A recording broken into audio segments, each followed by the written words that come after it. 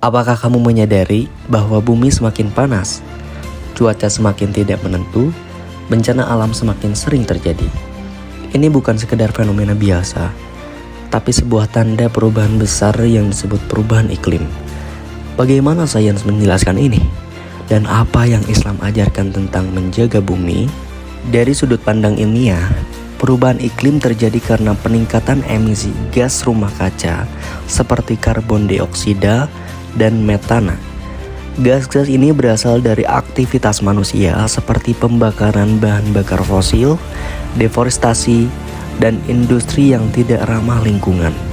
Akibatnya, suhu bumi meningkat, menyebabkan pencairan es di kutub, kenaikan permukaan air laut, serta cuaca ekstrim seperti banjir, kekeringan, dan badai yang lebih intens.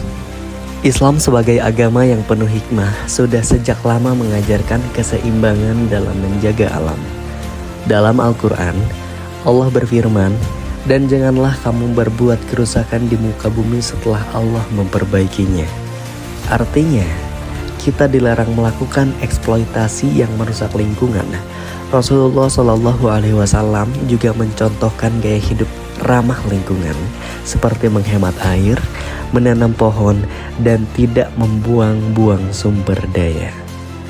Dampak perubahan iklim tidak hanya merusak alam, tetapi juga memengaruhi kehidupan kita.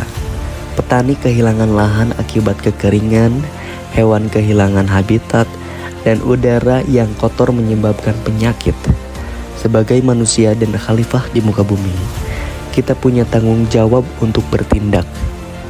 Lalu, apa yang bisa kita lakukan? Ada beberapa langkah sederhana yang bisa kita ambil.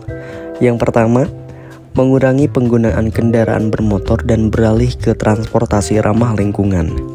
Yang kedua, menghemat listrik dan air untuk mengurangi emisi karbon. Yang ketiga, mengurangi sampah plastik dan mendaur ulang. Yang keempat, menanam pohon dan menjaga lingkungan sekitar.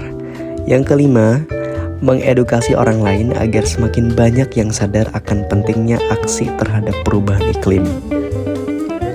Perubahan iklim adalah tantangan besar bagi kita semua.